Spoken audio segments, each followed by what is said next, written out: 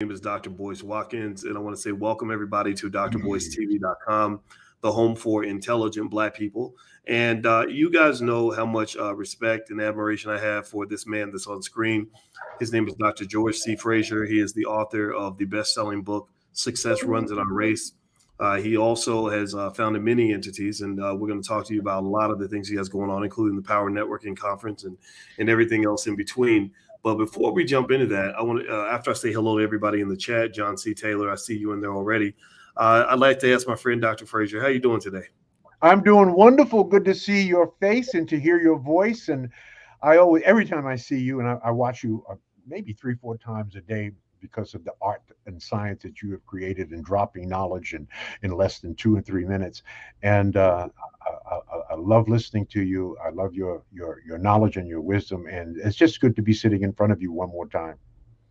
Thank you very much, Dr. Fraser. That's an honor to hear from you because the feeling is entirely mutual. And I'm going to say hello to our guests, Jashawn and Kevin and Ronnie. And my name is Corey. I see you all coming in, Anita Lewis and Khaled Harleem. Give me a yes in the chat if you can hear me. Okay, I just switched out my microphone. Let me know if you can hear me. And also, please shout out the city that you're from so we can see what cities you all are from. And especially if you happen to live near Houston, which is where the Power Networking Conference is going to be. I guess to jump in, every time I talk to you, Dr. Fraser, there's so much wisdom and so many interesting angles you take conversations to, and I don't always know where to start. So I think I'm going to start with some really basic things. So you asked me a rhetorical question. You asked me today, what is the difference between a smart man and a wise man? And I'm not going to answer that because I don't know if I'm wise enough to answer the question as well as you. So I'd like for you to tell us what's the difference between a smart man and a wise man. A smart man knows exactly what he wants, or a smart woman. A wise man or woman knows exactly what they don't want, right? They've been there, done that, got that t shirt and umbrella, and can make better decisions because of wisdom and experiences and stumbling and falling and failing because you learn far more from failure than you do from success. And if you live old enough to become wise, and some people are wise beyond their years, as you are, Dr. Watkins, you're an old soul. I watch you, you're an old soul, and you're an exception to the rule. But generally speaking, we gain wisdom as we age through the various passages of life. And if you're lucky, you get 8 passages, and each passage is 10 years. So what does that mean? That means that you're a different person at 10 than you were at 1. You're a different person at 20 than 10, let us pray. You're a different person at 30 than 20, 40 than 30, 50 than 40, 60 than 50, 70 than 60, 80 than 70. We're constantly evolving and we are overcoming obstacles, right? My favorite quote outside of the Bible is a quote by Marcus Aurelius, one of the 5 great Caesars. He said this in 110 BC. He said that the impediment to action advances the action. What stands in your way becomes the way. Where there is no obstacle, there is no way. That's really what it means. And so God has designed us so that as He gives us assignments that He feels that we're ready for, and He gives you that assignment, the next thing God does is He puts an obstacle in your way. And your job is to find a way over, around, through, and under the obstacles to trip, fall, stumble, and fail, and to learn the lessons. And when you overcome the obstacles, God gives you an attaboy or an attagirl. And then He gives you your next assignment. This is all metaphorically speaking. He gives you your next assignment at a slightly higher level that He feels that you're ready for. And then what's the next thing God does? He puts an obstacle in your way. And again, your job is to find a way over, around, and through the obstacles. Obstacles is how, and overcoming those obstacles is how, in fact, we gain wisdom. Let me say that a different way. If the mountain was smooth, you couldn't climb it. Mm, The same thing with life, mm, obstacles. It's a beautiful thing. Don't fear failure. Don't fear stumbling. There's a lesson in everything. There is no failure, there's only lessons. It just depends on how you process it. So that's a mindset. And mm. wise people understand that. But it takes time and patience and preparation. What you say makes perfect sense, and because if you think about it, it's hard to imagine ever becoming strong or good at anything without going through a training camp. Going through some difficult challenges, and I think that as human beings, because we are just naturally emotional creatures and we're trying to figure out who we are, we don't always know exactly who we are. We let the world kind of tell us who we are based on what successes and failures we have. So, for example, if I go to school and I'm a little kid and I do well in math, then I think that okay, I'm the math guy. Or if I'm good at sports, I say, oh, I'm the jock. Or if I'm funny, if the kids laugh at me and at my jokes, then oh, I'm the funny kid in class, right? So we define ourselves based on how the world reacts to us. So if I say when I'm an adult and I don't really know exactly who I am, I say, yeah, I want to be an entrepreneur, and then I go out and I start a business and it fails, then I'm gonna walk away. I'm tempted to walk away and say, oh, I guess I'm not an entrepreneur. I tried it and it didn't work out. When the reality is that you were given an obstacle, you were given a set of problems, Right. and you weren't committed enough to learn how to solve those problems. And so what helped me a lot was learning how to process failure in the way a mathematician looks at failure or looks at a problem. When I did my master's in math, you would get these really impossible problems to do, and they would take a week. It would be one problem that would take a whole week. And at the beginning of the week, you had no idea how to solve it. You were doing everything wrong. You felt confused. You felt lost. You felt like an idiot. But because you had to get it done, you didn't walk away. You kept trying. You just would keep going back to it. You take a nap, go look at it again, go to bed, look at it again, talk to your friends about it, do research on it. And every single time, the same miracle occurred. By the end of the week, you had the solution to the problem that was impossible to solve a week before. And and the thing about it is, in mathematics, when you get a problem, you don't cry about it. You Right. can't run away from it. You can't just give up. You have to keep trying. And I think that if we took that approach to life, a lot of us will be better people at the end of the day. What do you think? I think that's a profound insight. It's profound because you simplified it. And that's really what profundity is, taking something complex and making it understandable by everyone. And I think you just said it in a way that everyone could understand it. But, but, but you close that question with the ultimate question. And then, Doc, what do you think? Hmm. This thing in our head is a brain, but it's really the most powerful computer on freaking earth. Mhm. And every minute of every day, Dr. Watkins, you are programming yourself by Hmm. what you think. One of my favorite quotes is from John Maxwell. I love John Maxwell. And it was John Maxwell who said, you are not what you think you are, but you are what you think. Hmm. If you think you can, you can. If you Hmm. think you can't, you can't.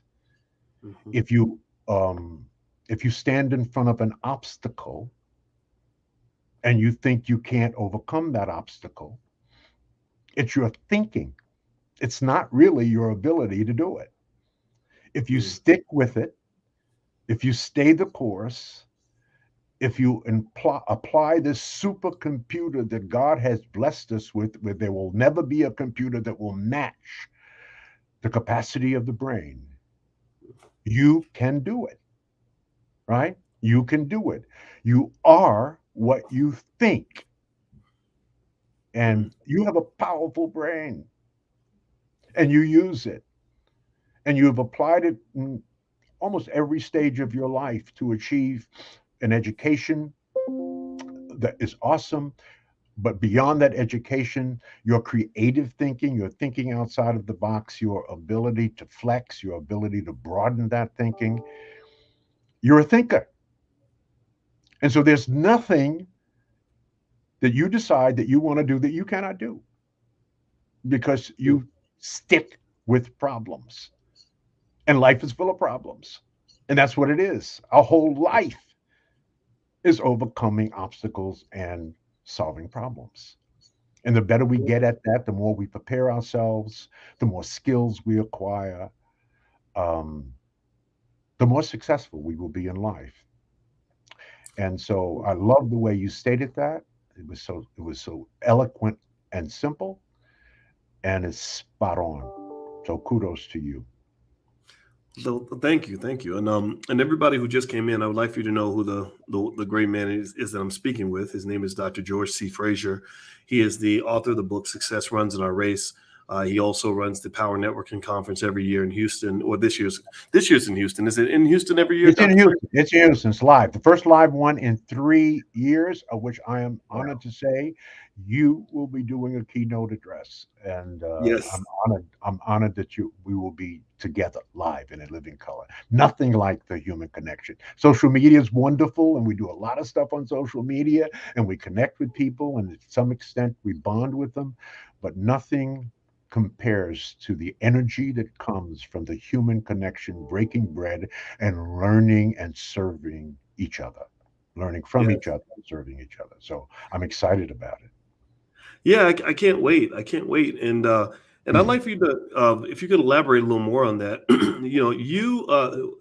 One of I've learned a thousand things from you. But one of the biggest things I've learned from listening to you is how well you are at managing relationships and really seeing the value in all human beings. I remember when I met you and no one knew who I was and Mhm. you treated me very well back then. It was about 2005, 2006. And I never forgot that. And I noticed that you kind of have this amazing ability to connect with people and to see that value and to really understand that fundamental idea that if you're trying to be successful, wealthy, or whatever it is you want to do, um, just sort of understanding that value of those human connections goes a really long way. Can you kind of speak to that in terms of Yeah. your view on the human connection and why that's so important for you? Um, Relationships are everything. I cannot overstate that. I've spent my life preaching and teaching the power and importance of the human connection. Um, you're the average of the five people that you spend the most time with. As they know and as they go, so go you. The fastest way, brothers and sisters, to change yourself is to hang out with people who are already where you want to be. What am I Mm, saying?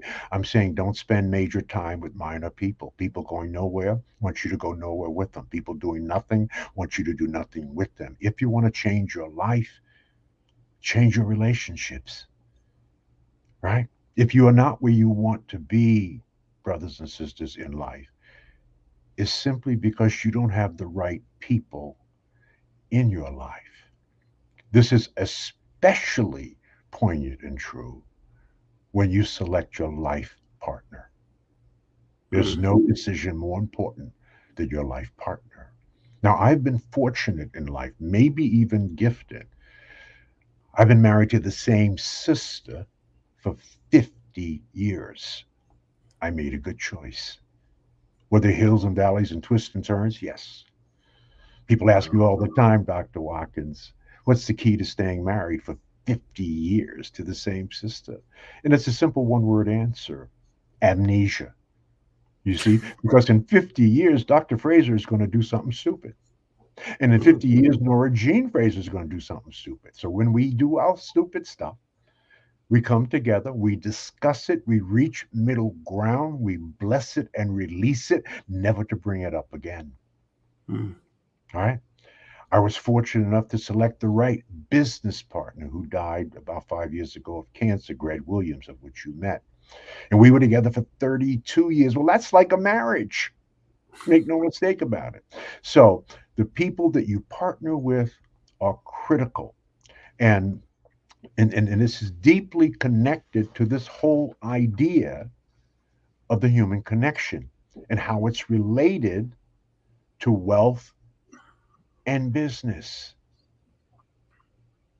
Genesis 1:31, and God saw everything he made, and he said, behold, it was good.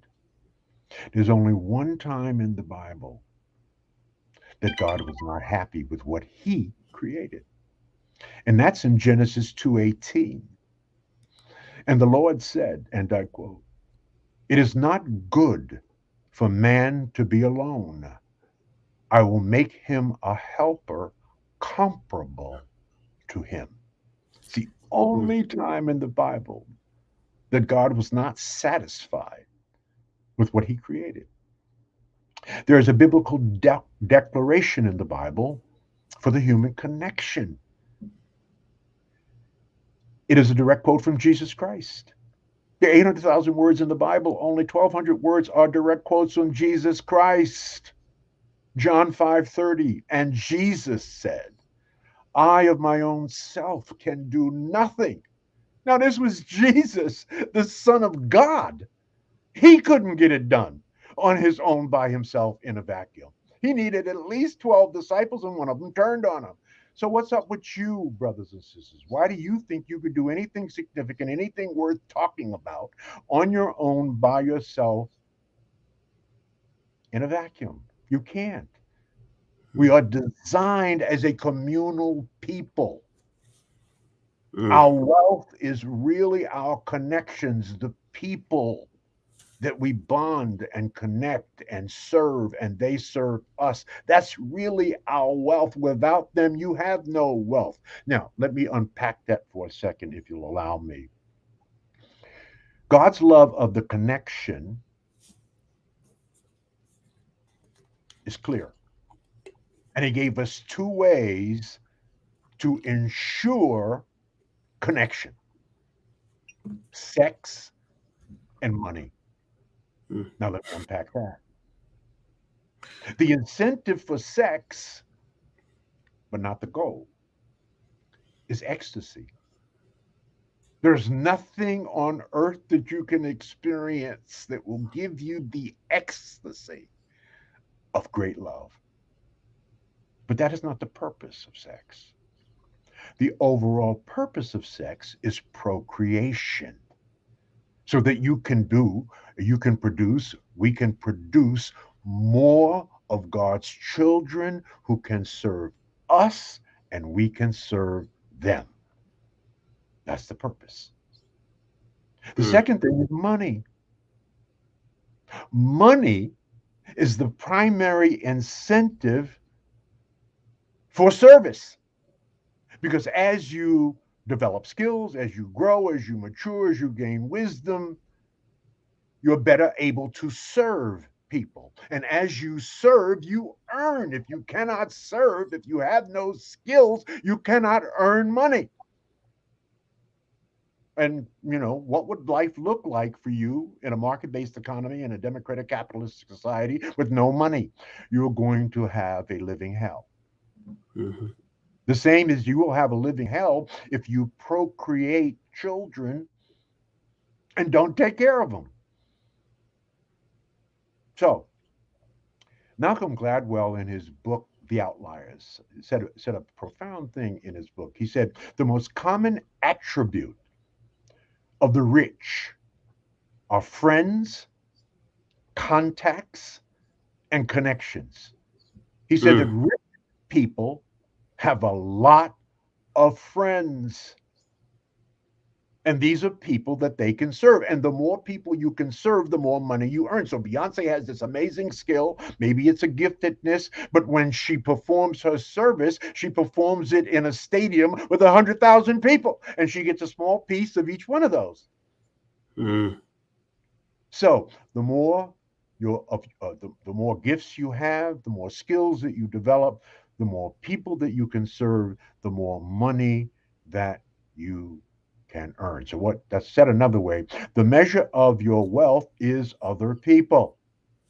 The human Mm. connection is what God wanted for all of his children, and he designed a system for us, in fact, to do that. Because without other people to serve you and you them, you have nothing. I call the human connection customer service. And Mm. for me, Mm. customer service, Dr. Watkins, is close to worship service. Mm. Also, many is always smarter than one. The power of connection and collaboration and doing things with each other. I've been preaching this gospel, connect the dots, leverage so we can leverage more effectively our collective resources and intellectual capital. I've been saying this for 40 years. We make money by giving or serving, not taking. So we have to Mm. give until it hurts and then give until it feels good. Mm. If if you have nothing, it's because you've given nothing. That you cannot take out of life that which you have not put into life, just as you cannot take out of the bank that which you have not put into the bank. Go on down to Bank of America, try to take something out of Bank of America you ain't put in. Let's see what happens to you. It's the same thing. Wow. So, Money, and I'll finish on this point. oh no, Money, please.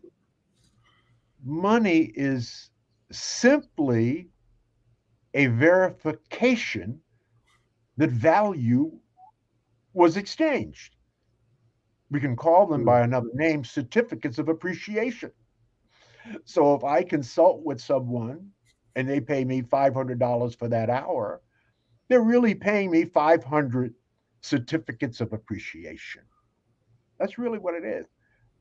Your service to me, what you gave me, what you informed me about, what knowledge you gave me, this is my appreciation for that knowledge. Mm. We know that money alone does not make you happy. It's how you earn it and it's how you Mm. share it. Mm. And there's a deal. It's in the Bible. There's a Mm. deal with God that whatever money you make, you keep 90% of it and you give away 10% of it. 10% must be given away. That's the deal. As you give, you get. You ain't giving, you ain't getting. That's the Mm. time, right? So it's not all for you. It is to be invested and it is to help serve others. Now, you decide how you want to give it away, but it must be given away. Mm. God Well, you know, prefers God prefers equity versus debt too. mm. But the nature of all money, and I know I'm singing to the choir here, the nature of all money is debt converted to equity, Mm. right? You go into debt to buy a home, and hopefully that home becomes equity by increasing in value. You earn money to invest in a college education. And that knowledge in which you achieve or secure from that education or from building skills earns you money. It is debt converted to equity. It is not debt converted to debt. So many of us have that twisted. Mm. And we have to be thankful for social media. We have to be thankful for radio and television. We have to be thankful for phones and the internet. Why? Because connectivity produces growth. In other words, the more we are connected, the more people we can touch, the more people we can teach, the more people we can learn from. This is the power of the internet. Now, is there some garbage on the internet? Of course. Bless it and release it. But is there unbelievably good content that could that could satisfy an insatiable appetite for content. Yes, there's more content on social media if you're using it right than you have life to consume it. Mm. So we have to be Well, wise when we're networking that social media is the mix, in the mhm. mix. And so that's that's my gospel as it relates to that. But so networking for me as a concept or the power of the human connection. I used to call it the power of networking, and that worked for maybe 25 years. But I think I'm now reframing it, as you can see, the power of the human connection. I think that says a lot more with a little, and without it, Yeah. we just cannot get to where we're going. And it is through the human connection that we have been able to address the struggle, the struggle. And can I talk a minute about what I call the struggle? Okay. Yes, absolutely. Now, this is a sort of recent revelation for me. I'm telling you, as you grow older, you grow wiser. As you read more, I read about 100 books a year. I know you read. I'm in my office right now, and that's my little library in my office. There are 2,500 books in my library. In my Wow. office, there are 15,000 books in my home. I'm not bragging. I'm just saying the average American only reads one book a year. If we make a commitment to read one book a month, in 5 years, you will have read 60 books, and the average American will have only read five. You're going to be smarter. And again, I'm Mm. saying it to the choir. I'm saying, brothers and sisters, read. You know the old saying, the old trope about us. If you want to hide something from a black man, put it in a book, right? Mm-hmm. Mm-hmm. So, the struggle. Brothers and sisters, we must all remember that we are drinking from wells that we did not dig, that we are Mm. standing on the shoulders of giants, a Right. 350-year fight for our freedom, a 250-year fight for, for freedom itself from slavery from 1619 to 1864. 250 years, 12 generations fought and died to get us free. Then another 100-year fight from 1864 to 1964 for civil rights, voting rights, and public access, of which boomers are responsible for. So the question becomes, and it's a rhetorical question, are we worthy of that legacy? 350-year fight.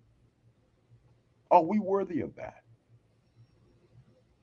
And if you feel that we're worthy of that, the deeper question is, what then will be the legacy of Generation X, Y, Z, and Generation Alpha? What will our children's children be saying about them 150 years from now? Now, Boomer, our legacy is set: civil rights, voting rights, and public access. That's our legacy. But what about X? What will be their legacy? We cannot allow our legacy to end with the civil rights struggle. I'm hoping that for succeeding generations, I'm praying that it will be about business development and proper wealth management, Mm. making money, leveraging and managing that money properly, which you do so masterfully in the lessons in which you teach every day. That's A. This is part B. In 1962, I was present at a speech given by Stokely Carmichael, who renamed himself Kwame Ture, in Harlem. Stokely was one of the lieutenants for Martin Luther King, and he was a stone cold revolutionary. But he said something at that time, I was 17 years old, that changed my life, that is now the North Star of my life. And it really is, when you hear it, is the North Star of your life, Dr. Watkins. It's one of the reasons I love you. Now, I'm not going to paraphrase this quote because it's too important. I'm going to give you the exact quote. Stokely Carmichael, 1962. You can Google it. And he said, no black person in this country makes any advancement solely based on his or her talent or worth. All individual advancement is based on mass struggle. We make no progress in this world without shedding our blood. Therefore, brothers and sisters, your advancement and success does not belong to you. It belongs to the people. And if you do Mm. not use your success or advancement for the benefit of your people, it is a betrayal of the people who shed their blood for you. Mm. Wow. Wow. Toni Morrison said it differently. She said, if you are free, you need to free somebody else. And if you have some power, your job is to empower somebody else. The great Afrocentric scholar, Dr. John Henrik Clarke from Harlem, who was the mentor to Malcolm X, said it beautifully and simply. Take what you do best and do it for your people. That's exactly right. And Mm. that's what we must all do. That is essentially what the Power Networking Conference is all about. It is helping you to connect, grow, and prosper so that you can learn, earn, and return. How do we do that? We train you. We train you in just three simple subjects. You spend 4 days, 12 hours a day. We cover only three things: business, starting, developing, growing, expanding a business, and money, making, managing, and leveraging and growing your money. Mm. Right now, we're at the bottom of every single economic statistic that matters in America. We've been here 400 years. We understand the institutional and systemic reasons why that is so, Mhm. but ain't nobody saving us but us, Dr. Watkins. Yes, there are issues, there are problems. White people ain't saving black people. I'm sorry. You know who white people are saving? They're saving white people, Mhm. right? You know who white people are thinking about? They're thinking about white people. They ain't thinking about black people. They're thinking about their husbands, their wives, their neighborhoods, their businesses, their schools, their community. That's what they're thinking about. And you can't Mhm. hate on them for that, by the way, because that's what the hell we ought to be thinking about. Mhm. That's what Asians are thinking about. In fact, if you go into an Asian restaurant in the hood and there are four brothers waiting on you, leave. That's not a real Asian restaurant. Because Asians do not employ black people, they employ Asian people. That's who they Mhm. employ. And again, you can't hate on them for that because that's what we ought to be doing. And they're Mhm. in that store because it was vacant and no one Mm. decided that lived in the hood that it could be a productive vacant space, that they could provide a product or service for the community and Mhm. employ people and earn money. That's right. And in many cases, when that is the case, they live in the community. Asians don't live in black communities. They don't want to live with you.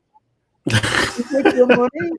They take your money, provide you a service, and take your money, and they leave. And Mm. they go where other Asians live. They're not interested in living with you. And they're not interested in employing you. They're interested in serving you with a product that you like of theirs, and then they leave. We have to understand these things. And this is Mm-hmm. critically important. Now, I don't mean to overstate it, I just mean to emphasize it. No one's going to save us but us. Mm. Right? I mean, at the end of the day, I think Obama said that when he was running in 2016. We are the ones we have been waiting for. It is my prayer, I'm 77 now, that by the end of the 21st century, I won't see it, Dr. Walker, but by the end of the 21st century, that ultimately we become the number one employers of our own people. Why is it important?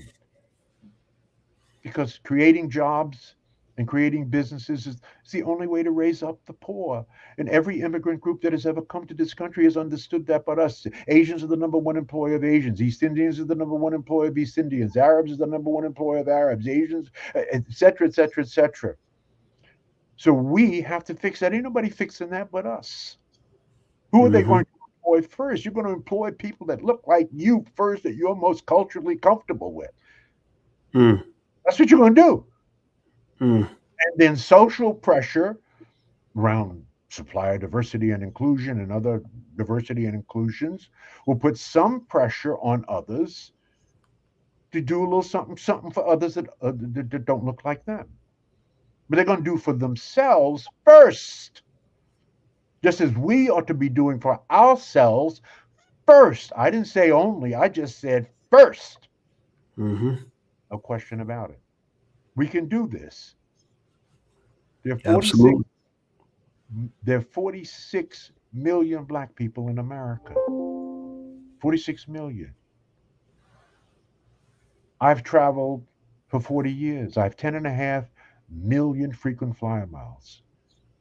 And no matter where I go, Dr. Watkins, whether I travel to New York or Los Angeles, Miami or Seattle, San Diego or Maine, Kenya or Ghana, South Africa or Nigeria, Rio de Janeiro or Bahia, Jamaica or Belize, African people are the poorest people per capita wherever we are, including Mm. the continent of Africa, where 70% of some of the most important minerals are in the ground in sub-Saharan Africa, and we cannot even get them out of the ground.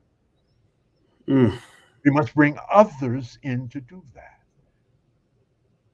So God has given us every single thing we need to succeed as an African people.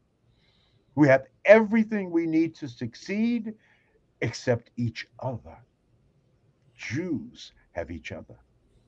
Asians have each other. East Indians have each other. When we figure that out, when we figure how to truly collaborate and love ourselves so that we can love each other, so that we can trust each other. Let me say that a different way. When I get up in the morning and I look in the mirror, if I do not love what I see, there's no way that I could love you because you are a reflection of me.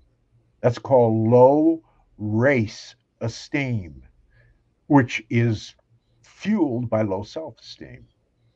And we Mm. don't understand who we are.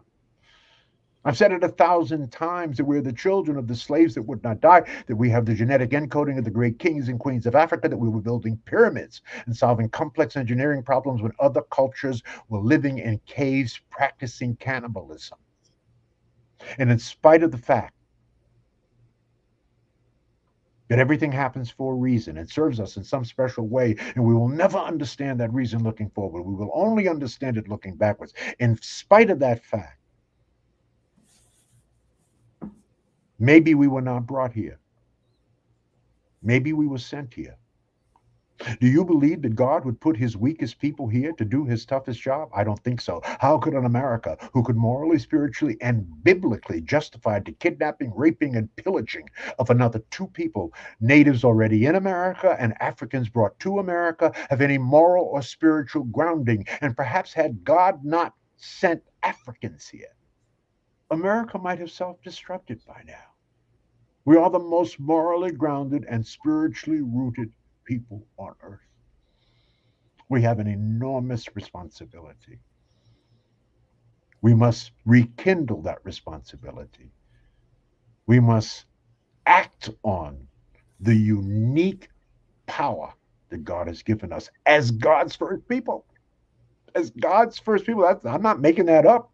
The first human remains were found in the old Vigorge in Ethiopia 75,000 years ago, and then they dispersed from there. And if you're hanging out in Ethiopia, you're blue black. I used to wonder, this is a rhetorical question, why did God make black people first? Why us first? And then it occurred to me, he made us first because we are the only people that can produce every color. Hmm. Two white people cannot produce a black person. We're the only human beings with our DNA structure that can produce people of any color. And he wanted to have a world with multiple colors. Just there are flowers of multiple colors and multiple animals. He didn't want to put a singular human being of one color. He didn't roll like that. That's just my thinking. Those dominant genes that we have. Yeah, Absolutely. That's science. we I mean, we're not making that up. All right. yeah, There's no we question make a about strong contribution there. that. When it comes to the gene pool, we kind of dominate. We're the big kids in the pool. Yeah, so I want That's to right. ask you, Dr. Fraser. So for the Power Networking Conference, what if we want to attend? What are the dates and locations? Okay. And I know you have a special offer. Did you want to tell us about that? Absolutely. Now, what you heard today is an hors d'oeuvre. When you come to the Power Networking Conference, you're going to get a full menu of this and more. The great minds of Dr. Boyce Watkins, Tavis Smiley, Dr. Randall Pinkett. I can go on and on and on. Right? I don't want to spend time. You just go to the powernetworkingconference.com website, www.powernetworkingconference.com, and the entire agenda for 4 days, and everybody that all the faculty members that we call our speakers faculty, just like Harvard calls it faculty, faculty members, everybody's there. It's August the 3rd through the 7th in Houston. So if you're in Houston, you don't have an excuse. You don't have any airfare. You don't have any hotel bill. All right. So first, so this is the offer. If you go to the site, you will see that an adult registration is $1,495. We encourage every male, adult male, and female, hopefully married couple, to bring a young person. I believe that we should not be conferencing without an invitation to our young people, 17 to 25, college age. So a student registration, you look on the site, is $800. So a student and one adult is $2,300. So what I would like to do for this august audience is to take $1,700 off of that, make that package available to you, one adult and one student, 17 to 25, for $599, which is about Mm. what the food costs are at a five-star hotel today, the Hilton of Americas. About what the Mm. food costs are. Okay. I'd like to make that available to you. Now, you That's a good cannot deal. go on the website and get this deal. This is a Dr. George Fraser deal for Dr. Boyce Watkins. You have to email me personally at gfraser@frasernet.com. gfraser at frasernet.com. It's going to go up on the screen. There you go.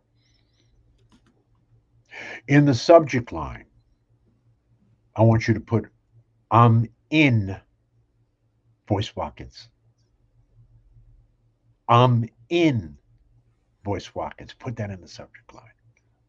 And I'll know that you watch this presentation.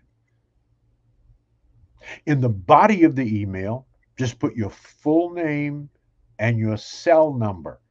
Your full name and your cell number. One more time. Your full name and your cell number. And I will personally call you. We can chat for a moment and then we'll handle our business over the phone by credit card. That's the Wow. offer. Wow. So take I think advantage. that's an amazing offer. I hope you all agree. I mean, I can tell you this: the Power Networking Conference. I've been there several times. It's amazing. I love it. And Dr. Fraser, you guys know how I feel about him. And this is a special offer he's making for you. So just to clarify that, that's from 2,500 down to 599, and that's about 76% off. And all you have to do is email him. The email address is on the screen, gfraser@frasernet.com. In the subject line, put I'm in Boyce Watkins. That way he knows it's that you're eligible for the offer. And then also in the body of the email, put your name and your cell number, and he will personally give you a call and talk to you. Did I get that right, Dr. Fraser? That's right. That's All right. right. You will personally get a call from me. That may be worth the price of admission. I say Yeah, that. yeah, that is. Believe me, there's that's one valuable phone call, and I can tell you, I would encourage everybody, everything that you said was so great, and I was just a listener. I'm a student like everybody else, and I would say that just my little 2 cents in terms of what Dr. Frazier is saying is part of that connection with people is when you're giving to others, you're really making an investment, and we know that just like in farming, you can't have a harvest if you don't plant anything. You reap what you sow. And so you usually get what you give. If you're not giving to the world, if you're not giving to yourself, if you're not giving to your future, if you're not giving to your children, then you won't get anything back. I'll give you an example, Dr. Frazier, and then I'll let you close this out here. But my parents uh, are they're in their 70s, and you're slightly older than my dad, and I think that's my dad's a strong man like yourself, and I think that's what I gravitate to: strong, smart black men. And my parents don't have to worry about anything, nothing. They want to go on a trip. My sister, my brother, and I, we have that covered. They want a new car. It's bought. It's all done. And here's the thing. So when I was a kid growing up, every single kid I played with every weekend didn't necessarily do so well in life. Every single boy maybe got locked up on drugs, got hooked on drugs, unemployed, dead. Oh, the whole gamut. And we couldn't understand. My sister and I couldn't understand how is it that we were in the middle of all this, and my sister's a medical doctor, and my brother went to Cornell, and he's a millionaire. He's doing some stuff with hedge funds now, and I'm doing what I'm doing. And we were like, how did that happen? And that led us to go back and do like a forensic analysis of just the day-to-day parenting structure in our house. It didn't come out of a textbook. It wasn't anything fancy. It was just sturdy a sturdy black couple that loved each other, that knew exactly who they were, didn't care what people thought, and really taught us the value of things like personal responsibility. That unfortunately seems a lot of people don't get that. Simple ideas: hard work, responsibility, save your money. You are responsible for your life, your future, right? So these values that they poured into us, these investments that they made in us many years ago, well, inadvertently that became their retirement part of their retirement plan. If their social security was cut off and pensions and all that, they would still live quite comfortably, because they made an investment 30, 40 years ago that is paying off today. Right. So that investment in people, it starts with everybody around you. It starts with the types of people you have in your space. And the reason I would advocate to everybody watching to consider going to your conference is because the people at the Power Networking Conference are extraordinary people. They are smart people wealthy people, intelligent people, hardworking people, builders. They love being black. It's not one of those, I remember, I'll tell you the truth. In the very beginning, I kind of wondered, is this one of those places where black people gather to talk about how white they're becoming? Or how much white people like them. White people like me now. That makes me no, it wasn't. It wasn't like that. It's very pro black.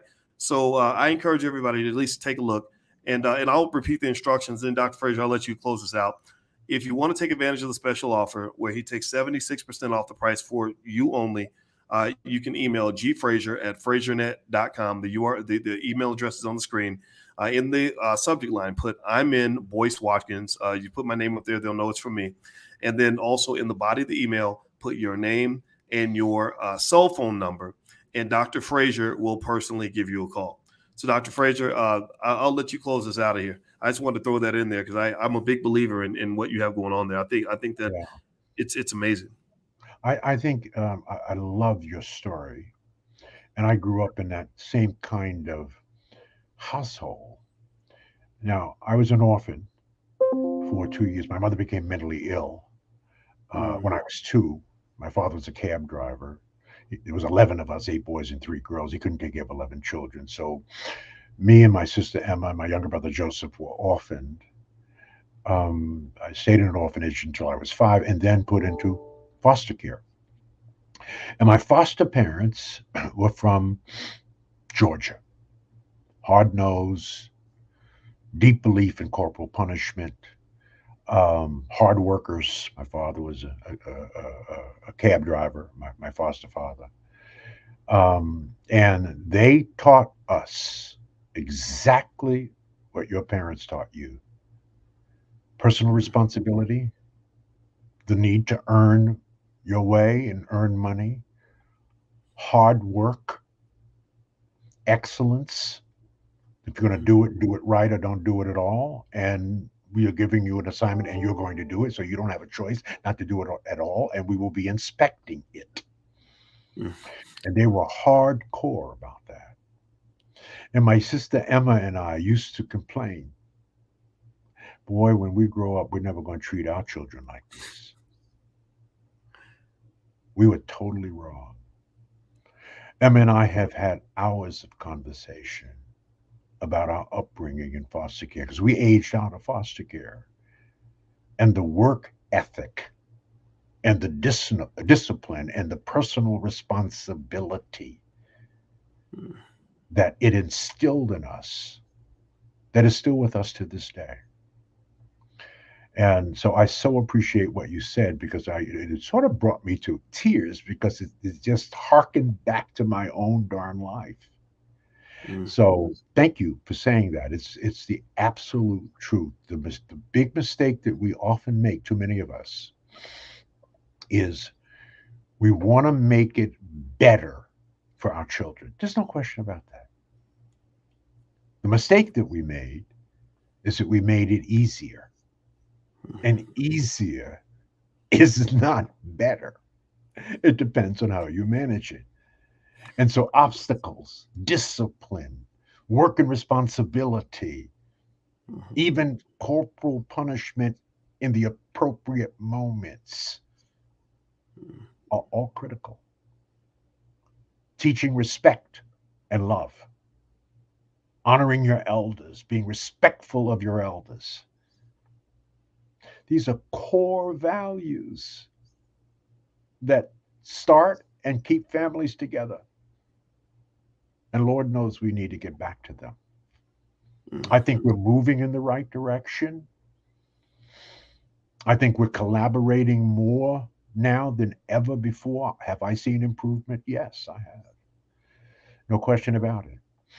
We're still a long way from where we need to go, but there has been incremental improvement. No question about it. And I love to see. I love that I'm living to see that. So there are two fundamental things that as we if we keep doing them, we will get there. Understand the power and importance of collaboration and the human connection. You don't build businesses, you build people, and people build businesses. At the end of the day, that's what your business is going to be about, right? One of the rhetorical questions I ask all the time, are you a brand or are you a logo? What's the difference, Dr. Fraser? A brand is a promise. A logo is an artistic depiction of an idea. What is your promise? Do your customers know what your promise are? Are you delivering on your promise? What is the promise of FraserNet? It's right on my wall where my logo is. I think I had a picture of it I wanted to show you, but I can't find it right now. But my promise is real simple, and it's been my promise for years and years and years and years. What is my promise? It says right under my FraserNet logo: connect, grow, and prosper so that you can learn, earn, and return. We have a lot of us learning and a lot of us earning, but not enough of us returning. And therein lies our problem. So, Mm. what is your brand and your promise? Have that clear in your mind. Understand you will build your life through people. That is where your wealth is. There is no other way to earn wealth other than cultivating, nurturing, and building relationships at work, at home, and in the community. That's where your power is. That's how God has designed you. Fulfill that grand design. That's my story. I'm sticking to it. Looking forward to seeing all of you at the Power Yes. Network Conference, August 3rd through the 6th in H Town, Houston, All Texas. right. All right. Well, thank you very much for this great interview, Dr. Fraser, and everybody. If you could give this brother, this extraordinary brother, a digital round of applause, a digital thank you. Let him know you appreciate him sharing the wisdom, and coming out in the community and talking with us and making us all smarter and better. If you're looking for where my professors live, you're looking at one of them right here on the screen. And also, I will be one of the speakers at the Power Networking Conference. I'm very proud to participate. And if you would like to take advantage of the special offer, he's dropping 76% off of the price of admission. You can actually you can email the email address on the screen, email gfraser@frasernet.com. And in the subject line, put "I'm in Boyce Watkins." I'm in Boyce Watkins. And also in the body of the email, put your name and your cell phone number. And Dr. Fraser himself will give you a phone call. And believe me, the phone call alone is worth it. So thank you very much, Dr. Fraser. It's great to see you again, brother, as always. Awesome. All I'll right. see you sooner rather than later. Yes, sir. I can't wait. I'm super excited. I'm Okay. bringing my wife, so we're gonna have a good time. So, and everybody else who's attending, I will see y'all there too. And I look forward to giving everybody a hug. So, God bless you. Amen. Take care. Love you. And I'll see you soon, sir. All right. Thank Bye you. bye. All right, man. Bye bye.